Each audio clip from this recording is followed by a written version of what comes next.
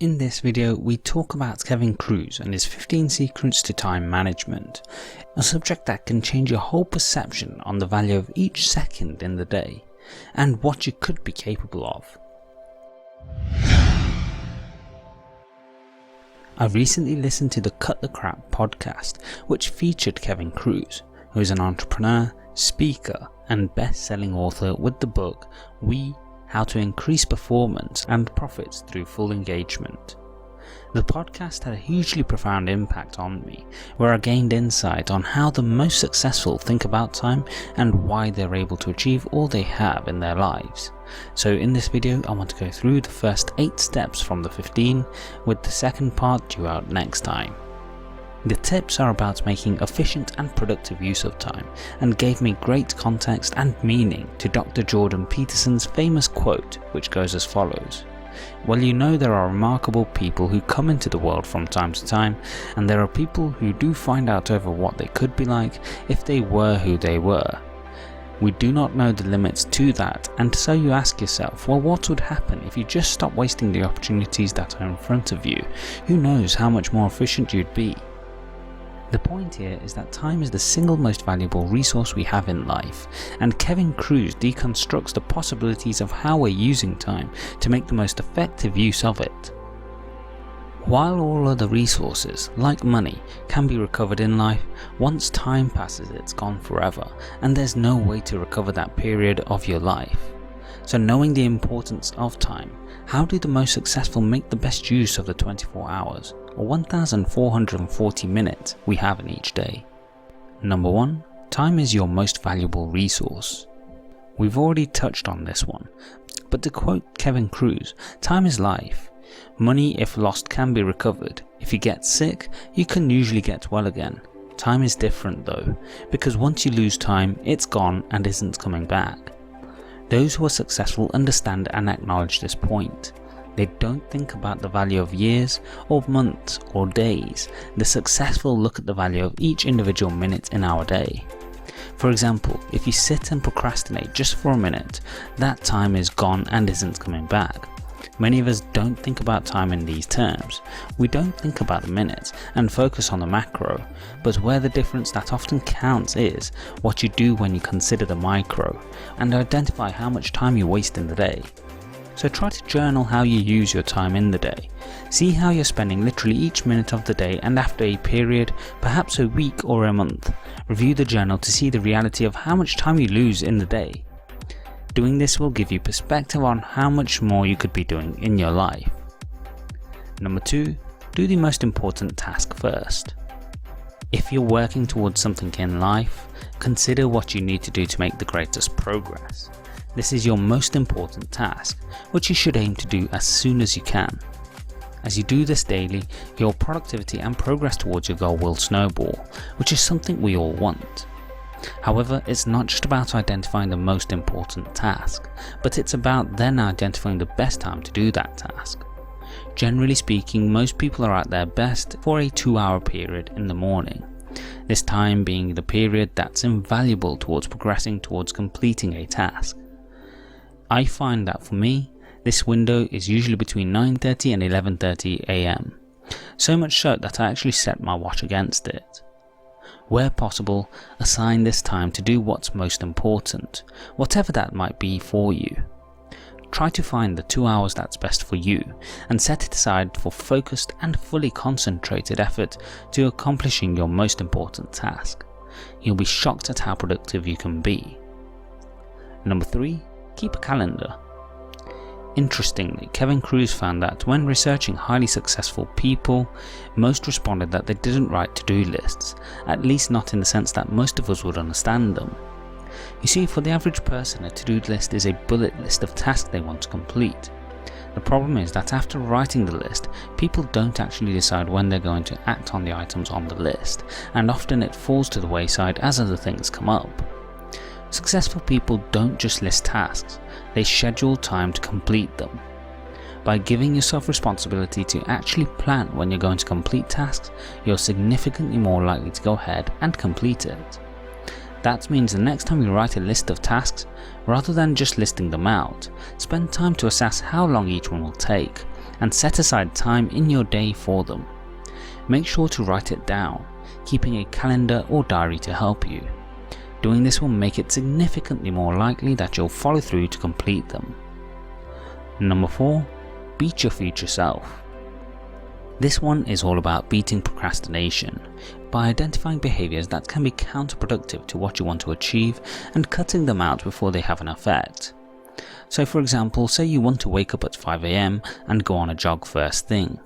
Identify what might be stopping you, which might be hitting the snooze button or hesitating about the jog even if you're up. In this case, you need to set yourself up to follow through. For example, put your alarm clock in another room so that you have to physically get up and move away from your bed at 5 AM. Then to try and ensure that you go on the run, try to wear the clothes you will run in when asleep. Try putting your shoes near where you set your alarm so that you're reducing the possible moments of hesitation and doubts.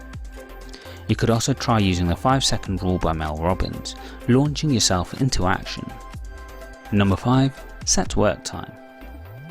Anyone who watches motivational content will surely have heard speakers talking about hustle and working non-stop and limiting sleep for it. While there's no denying the importance of hard work in any challenge, simply working hard isn't feasible or sustainable in the long term, because there's always going to be more to do and it never ends. If you don't take this into consideration, then chances are you'll either face burnout or hit issues in other aspects of your life, such as your relationships.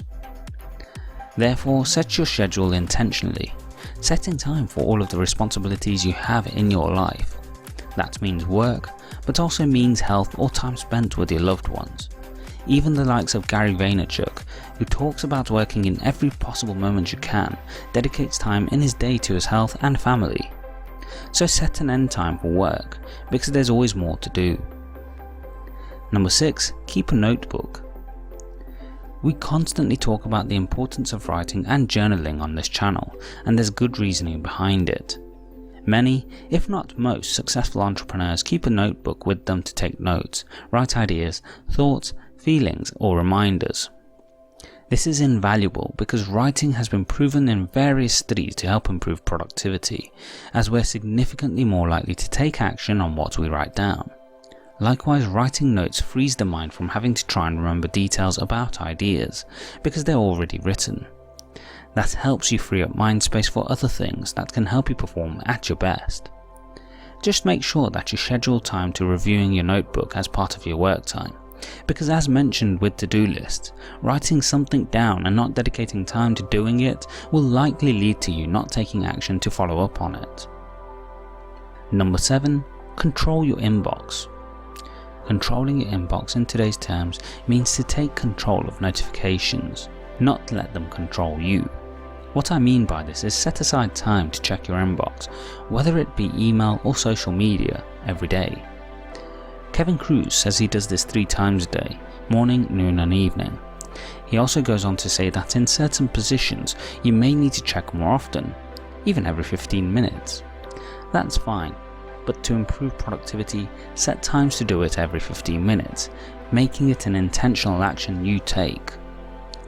There's a couple of reasons for this, as firstly, notifications are designed to distract you, so when you get them, your focus is away from what you set time towards. The second is that when we get notifications, we get a dopamine boost on checking what they're for, especially on social media. The problem is that notifications are usually non-stop and never-ending, which is where the vicious cycle can occur, where we feel the constant need to check our phones, leading to addiction. Number 8. Schedule meetings as a last resort. This one is usually for those employed, and let me just say, I hate meetings.